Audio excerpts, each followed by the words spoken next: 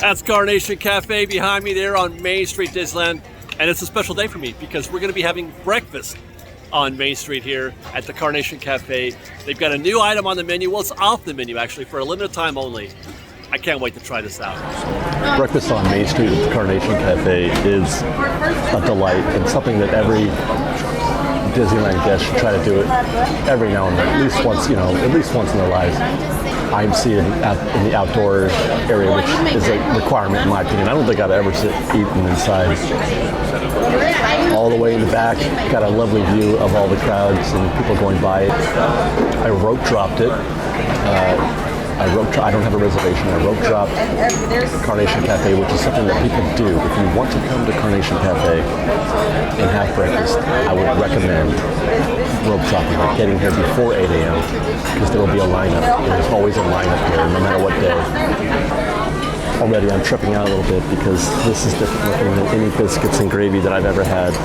I'm a connoisseur of biscuits and gravy, and I've never seen one served with spam. The menu describes it as a buttered biscuit topped with 3 cheese eggs, spiced ham, country gravy, and breakfast potatoes.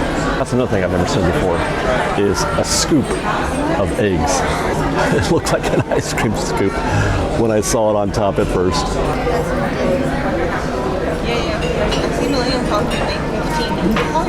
As scrambled eggs go, that's not bad. But I think it's the gravy mixing in. It's giving it a little more flavor. That's an interesting choice. Normally, biscuits and gravy are served with a sausage gravy. That's just standard. I don't think there's any sausage anywhere to be found in this. I was not expecting this when I first saw it on the menu. I hope this goes well. Here's the thing, I like spam. It adds a very salty quality to anything you eat, which is typical of the sausage. That was the sausage's role in sausage gravy. So it does fulfill that part of it, but it adds a different kick. It's not bad, it's pretty good actually. The gravy is really, really nice as well. Let's try that biscuit. That is mostly a biscuit bite right there. Not overcooked. It's not. Sometimes they're overdone and they get a little too doughy, a little too crunchy. This is nice and flaky. I'm really struggling with how to evaluate this because I always, measure that as how it compares to other biscuits and gravy dishes that I've had at other restaurants. I can't because it's got the spice to it. All right, let's try to get into this if we can. Flavor, I mean, as I mentioned, it's not what I was expecting or hoping for, but it's still tasty. It's still good. The gravy was great. The biscuits were great. The spam is spam. It is what it is. So, I mean, I'm going to give that probably an 8 out of 10, I would say. And I may even be inclined to give it a little bit of a lower score if taking the fact that I was a little bit disappointed that it wasn't a traditional biscuits and gravy dish. Presentation looks beautiful. It really does look beautiful. Served on a ceramic skillet type situation. The biscuits are open-faced with the eggs and the gravy and the sausage. Well, not the sausage, the spam, a scoop of cheesy eggs. It looks terrific. It looks very fun. It looks like a real skillet. So I'm going to give that a 9 out of 10. Texture-wise, the temperature and all that, it was fine. It was hot. It was served hot. As I mentioned, the biscuits had the right amount, the right texture. They were cooked well, not overdone, as it were. They were not. Sometimes they are cooked or baked like a solid rock. Sometimes, which just ruins the whole experience. I did feel like the cheese was a little bit too much for me, as far as that goes in terms of the bite. Here's the thing: if the meal itself is good, it's just different if it's all about expectations. And for me, my expectations were biscuits and gravy. You might enjoy this, perfectly as it is, without, but if you're a snob, like I am about biscuits and gravy, it does kind of change things a little bit. I'm going to give it like a 7. It was okay. It was fine. And then finally, the value. Look, no matter what you get at Disneyland, breakfast is not a good value. Breakfast is super cheap to make. Eggs and pancakes and waffles and all that stuff, they're super cheap to make. This was $17. That's pretty expensive for a biscuits and gravy dish. I mean, they went out of their way. They went the extra mile. It's a big serving. I could only eat half of it, so I don't consider this a particularly good value. At least for me as an individual. It's something that I say all the time when I'm reviewing food. Value to me is relative to who's eating it. It's a two-man job, in my opinion. Maybe not for some of you, but it is for me. So I feel like $17 is probably too much. So I'm going to give this a 6 out of 10 for value. So all in, what do we got? 9, 8, 17, 7 on texture, 24, value, 6, that's a total of 30 out of 40. It's all right. It's all right. With that, I can't take it anymore. I've been sitting here enjoying this Main Street traffic and the chatter going on out there on Main Street. I can't wait to get back into the park and show you what else is new this week at Disneyland. As I mentioned in the opening, limited time only. This is off the regular menu. It's not part of the regular menu. Limited time only. They're going to be serving this until September 1st, the beginning of the Halloween season. So if biscuits and gravy with spiced ham is your dish, get on down here to the Carnation Cafe on Main Street before September 1st. This is one of those things that I was watching all morning while eating my breakfast is Main Street traffic go by. We're gonna catch this omnibus down Main Street onto our next stop.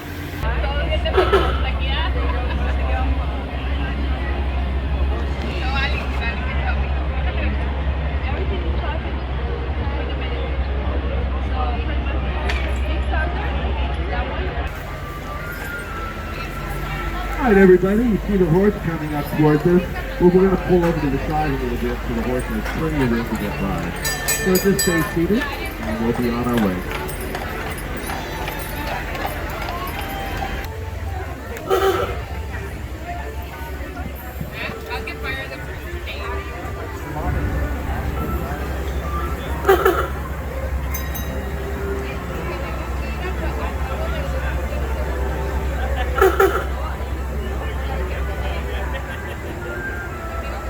Folks, we are coming to the end of our journey, but we're not quite there yet, so everybody please stay seated. I would like to remind you, when you do leave, to gather your belongings, watch your children, watch your steps.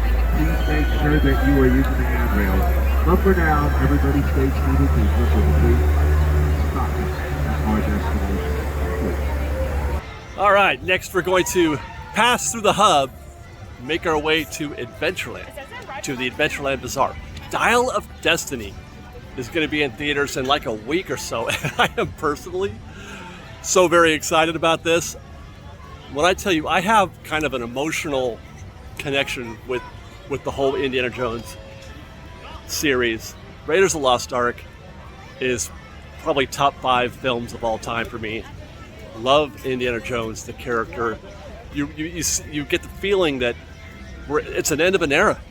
It's the end of something that has been with so many of us for 30 plus years. Raiders of the Lost Ark was sometime in the 80s.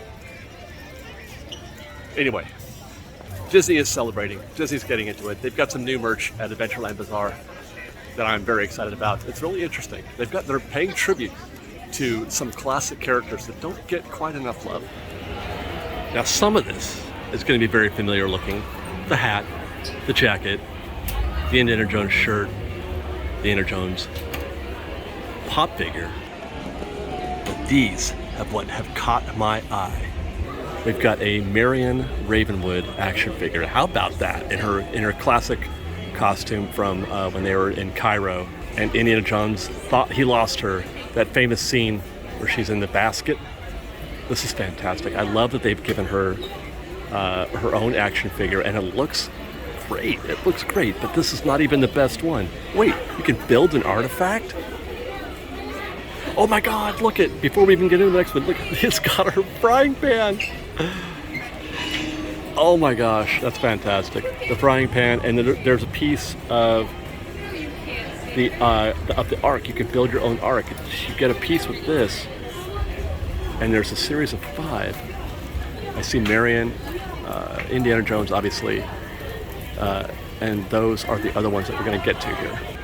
Namely, Salah. Salah has an action figure. Salah has an action figure. This is not a drill. Salah has an action figure. He comes with a shovel and a rope.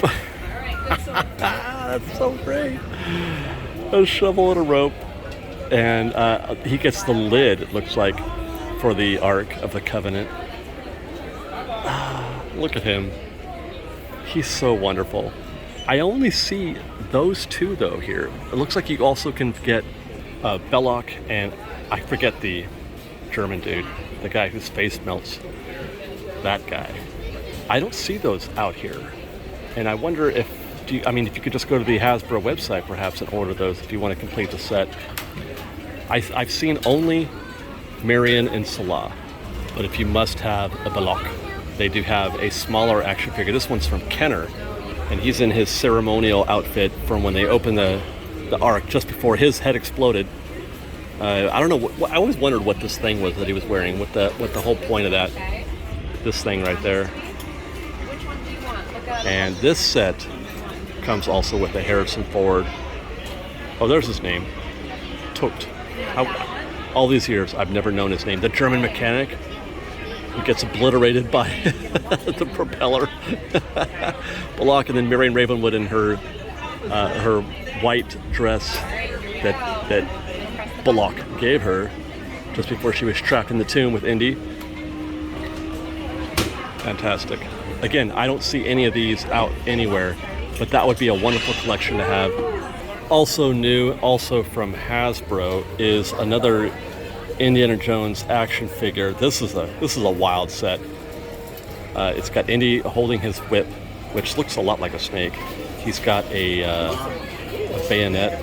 machete, not bayonet, machete. It comes with a boulder. What is this? All of that is in this tiny box. It's very light, so I'm not sure what kind of figure. It's very lightweight plastic.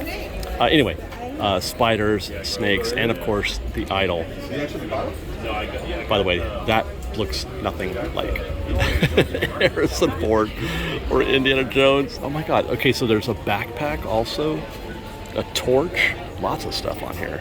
Here's another one, Indiana Jones on his horse. He's about to, I think, try to take back the Ark from the Jeeps. Another snake. Oh no, this is Holy Grail. This is from the scene where they're the tanks. Yeah, because there's the Grail right there. So this is Last Crusade. Also comes with a whip and a satchel. Indiana Jones wears one. And then they are representing the new Dial of Destiny film here. That's Helena Shaw. Haven't seen the film yet, so I wouldn't be able to say what any of this does, but apparently she is she's going to be on a motorcycle. She's going to have a bazooka of some kind. I don't know what that green thing is. A backpack, kung fu grip, and whatever that mask or idol looking thing is. That's Helena Shaw. Looks like Indy gets a motorcycle of his own. Is this from Dial of Destiny? They don't say on the box. It just says Worlds of Adventure. And I don't recall him ever riding a motorcycle. There was the bit in Last Crusade when he had his father in the sidecar, but I don't remember it having a rocket and a bazooka attached to it. So that could be Dial of Destiny. Dr. Jürgen Voller. Okay, so that's Mads Mikkelsen's character. He's come ready to fight too. Look at this. That is on top of he's like a gunner on top of a airplane, and then there's a sidecar gunner situation here. My gosh, that's wild. I really got to see this movie. I know it's going to be bad. I know it. I've already, the advanced words that I've had is that it's going to be not a good movie. I don't care. I love Indiana Jones. I love the Raiders of the Lost Ark, or the Raiders I mentioned. One of my favorite movies of all time. And it's an important movie to see because we're saying goodbye. We're saying goodbye to a character that, like I said, has been with us for 40 plus years. Harrison Ford, Indiana Jones. You have to see this movie. You have to say goodbye properly to Indiana Jones. Am I right? And here's the thing. I feel like this is Harrison Ford's preferred character. I feel like he is more like Indiana Jones than he is Han Solo. in the Star Wars series, he wanted to die. He told George, "I think you should kill my character," back in Return of the Jedi. He was ready to go in Return of the Jedi, and then they brought him back, Force Awakens. But I feel like he would, if he could physically, he'd keep going and make more Indiana Jones movies. I think he loves it. I think he loves being Indiana Jones, and I feel like this is a big deal for him and for us and for fans of the series. 5 films they've made. 5, and again, it could be bad. I don't care. I watched Crystal Skull the other night. It's fine. You know what I mean? Not everything has to be rated. How do you top Raiders of the Lost Ark? How do you top Temple of Doom and Last Crusade? I don't know. But I just want to watch him be Harrison or Indiana Jones. Before we do that, is this new? Is this a new Indiana Jones talking action figure? There are character phrases, motion activated sounds, a revolver accessory that fits in his hand. That's terrific.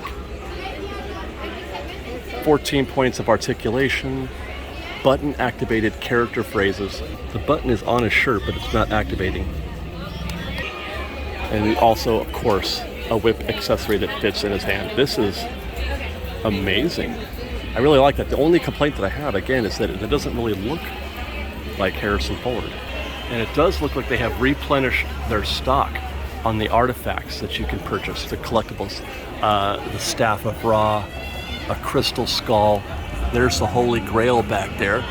The Sankara stone and the idol from Temple of Doom. For a long time, they only had like 1 or 2 of these at a time. They were sold out of the others. I've never seen them all here at the same time, even when they first released them. So come pick up. This is the one that I want right there, is the Staff of Ra. And that one is $75. Another collectible series of figures. This is all Raiders of the Lost Ark. There's the German mechanic again. I don't know what's going on with his face. He looks like he's from a Resident Evil movie. The guy that Indy shoots in the marketplace. There's Indy with his whip. Pistol on his hip. There's Marion with her frying pan and Salah and the Lost Ark of the Covenant. I'm going to go see Dial of Destiny. I am very much looking forward to it. I can't wait, actually. I'm going to see it once, maybe twice, maybe 3 times.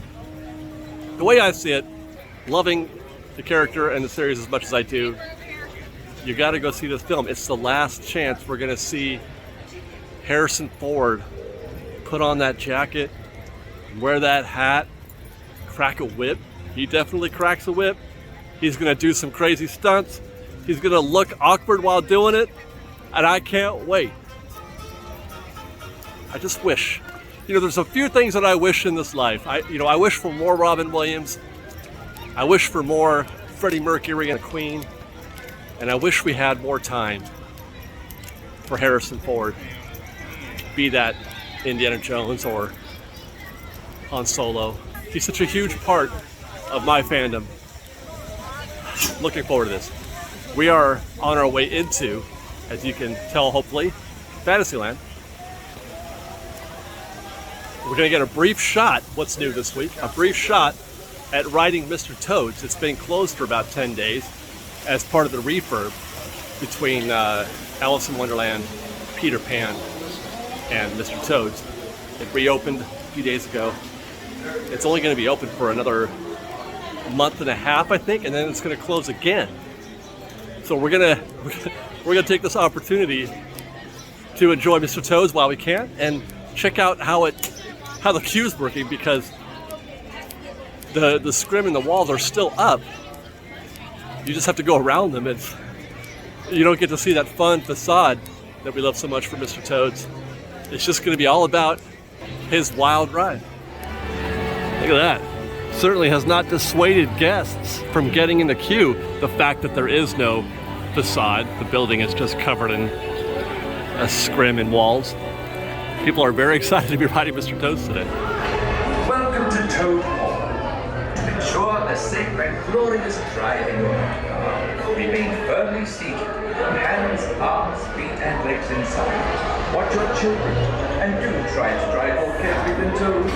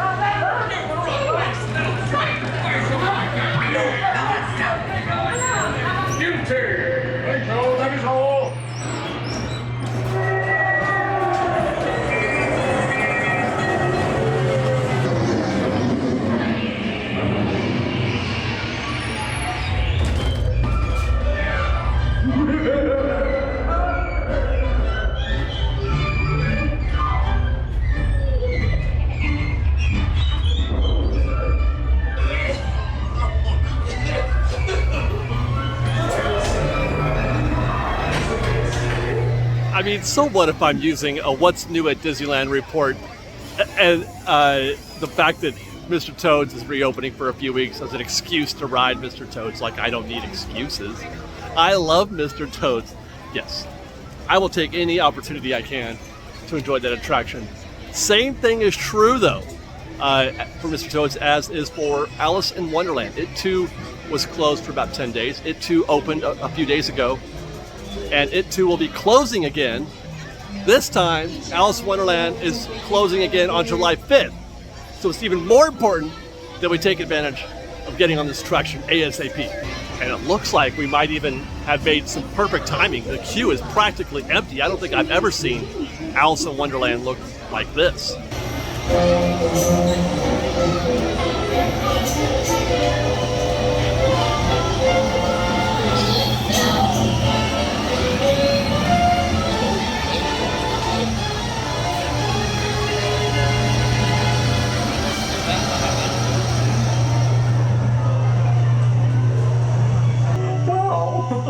See for yourself. Oh, Mr. Rabbit, wait, please.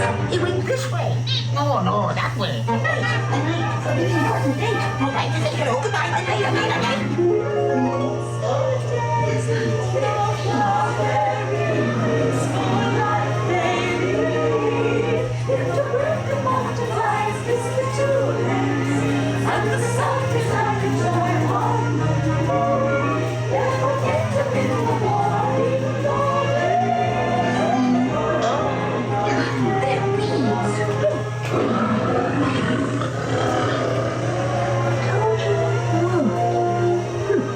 This would be a curious place to find a rabbit. This way. Something. I'm not sure where I am. Wait, don't let me.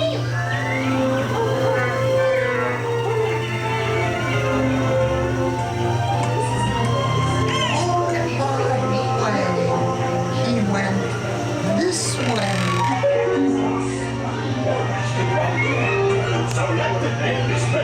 We're making the noses red. Ain't letting a chair be shake. Because we know. Oh, they'll cease to grow. In fact, they'll soon be dead. Her Majesty, the Queen of Hearts, and the King. Shall we play croquet? The rule 42, the Queen always wins.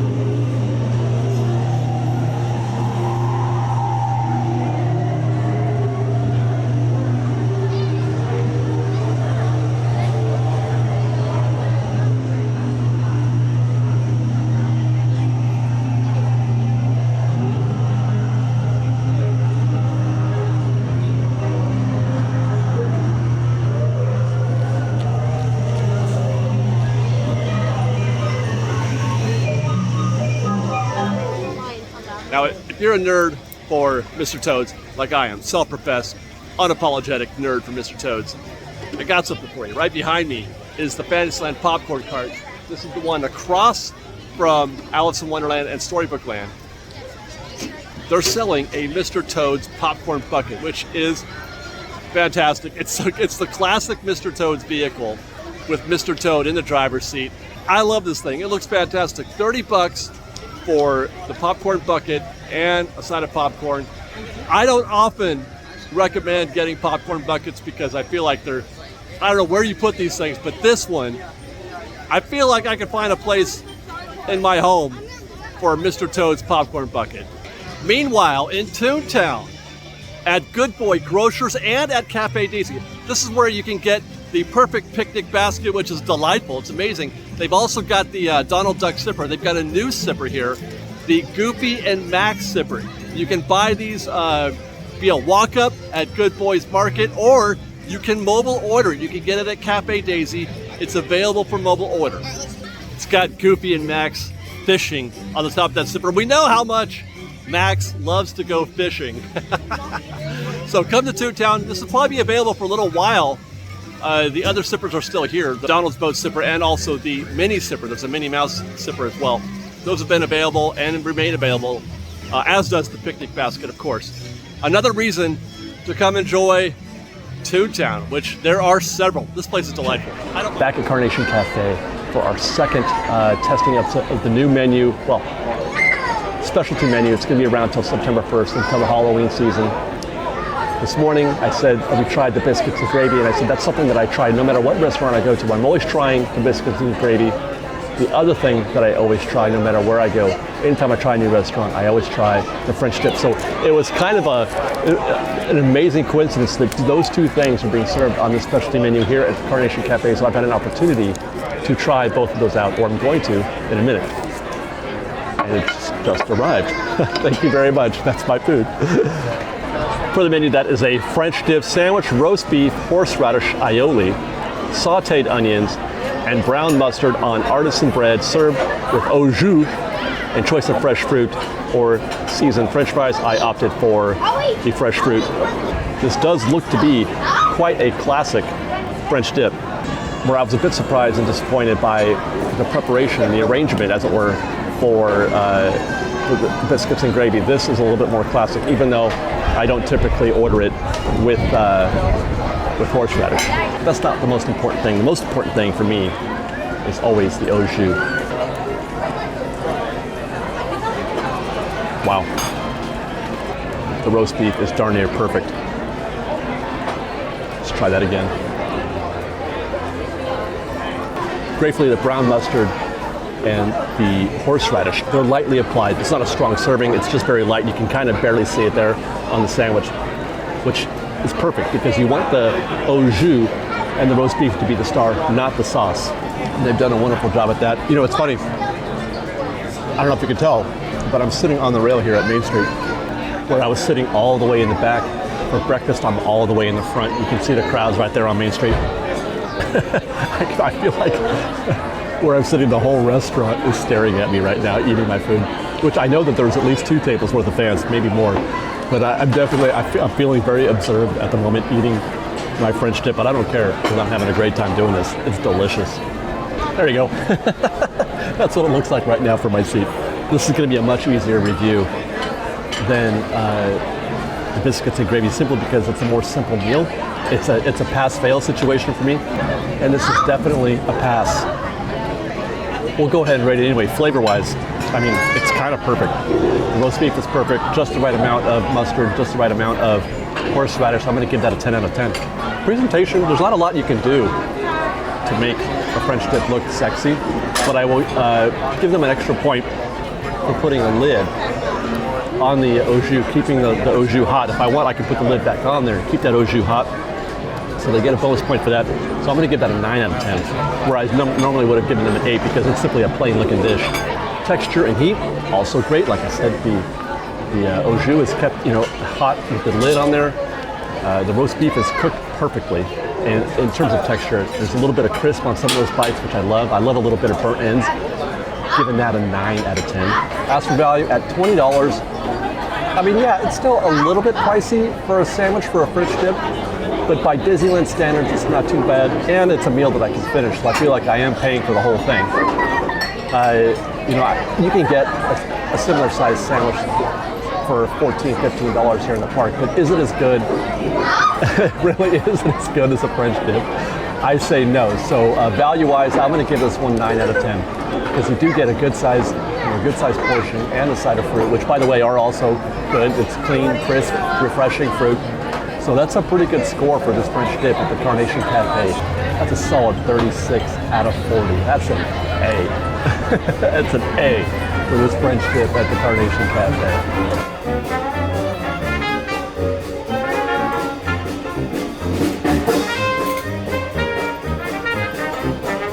Last stop on our weekly update of what's new at Disneyland is the Main Street Emporium. Well, technically the Crystal Arcade. That's where we're heading. There's some new Elemental merchandise in the shops. Just saw Elemental yesterday, Liz and I did. Delightful film. Let's go check out that merch. Just as soon as we wait for the strip to clear, the omnibus had to pull over to allow for the horse-drawn streetcar to pass by. This is just one of the many things that I love about Main Street Disneyland is the constant flow of traffic, Main Street vehicle traffic. Pure Disneyland. All right, guys, let's get in there. Auga. The imagery on the merch is probably going to be a little, I want to say basic, but there's a basic zip-down hoodie. It's just going to represent a lot of, you know, the main characters from the film and that imagery. Obviously, an Ember plush and a Wade plush. He really grew on me, Wade did, during the film. There's Gail. She's a big fan of the Windbreakers. She was chanting through the whole film, "Break wind!" And then here's that guy whose name I can't remember. It looks like they got a plush for each element: fire, water, wind, or air, I guess, and earth. Kids tumbler, again, just your basic art from the film. It's t-shirt, same 4 characters, in my element. For those Ember fans out there, fierce and fiery. You know, one of the things that I loved about this film was that they did a great job of creating whole, like, world building out of these elements. There's entire worlds for each of the elements, although we really only see the fire world, the fire land, I think they call that. I don't remember. I mean, there is Element City, but that's just part of it. It's kind of like a Zootopia thing, but don't compare this to Zootopia. This isn't anything like that. But I really loved the lengths that they went to create sort of, you know, to do a little world building. The fire group, they have their own, they created a whole cultural background for them, which was great. A whole language. They tried to spell his name, and it was terrific. So I thought that was really a neat aspect of the film. Back at it, Periodic Park, Element City. A couple of magnets, 2 for Ember, 2 for Wade. There you go, some ears. Ember and Wade ears, fire and water. And once more, Wade and Ember on, I mean, it's very standard, very typical. I wasn't expecting anything groundbreaking with the merch. Typically, this is what you get often when a new film comes out, and the first wave of merch is just the rough sketch, basically, the beginning inspirations. Oh, thank you guys, thank you. I remember when The Mandalorian first came out, the t-shirts that all came out just said Mandalorian on there. They didn't have anything. There wasn't anything. So I hope this film catches on. You know, I feel like people were quick, or have been quick, to dismiss Elemental because it's sort of fashionable these days to dismiss Disney Animation, Pixar. It's fashionable to say that they're doing this or that. It's become sort of sport. But this is a good movie, and I feel like it's not getting the credit that it deserves. I know I've seen some people on social really talk about it a lot, you know, and be glad for it, or that they really enjoyed it. But I feel like not enough people are even bothering to see it, to have that opinion, because they've just given up. They've just dismissed it. Elemental is not what you think it is. It's really not. It's not Zootopia. It isn't. It's not another version of that. You want to think that because the way that, when I first saw the trailer, I kind of thought the same thing. And some have called, no, this is not, this is not Zootopia. This is not some sort of morality tale. It's a tale. It's a story of immigration. It's an immigrant story, which, it is that. The story on the surface is about a couple of immigrants. The Fire, Ember and her parents are immigrants from Fire World. They've come to Elemental City. But it's not even about that even. It's not even an immigrant story in terms of what it really is. And what it really is a love story. It's really, obviously. But it's almost a Romeo and Juliet kind of situation. But even deeper than that, it's just about contact, connection. And that's one of the most key elements in the movie for me. That's the part that hit me emotionally. So I hope that you all give Elemental a chance and Dial of Destiny, because let's give Harrison Ford and Indiana Jones the respect that it has earned. Thank you guys for watching. I hope you enjoyed. Be safe out there. Be kind to one another. Fresh Baked.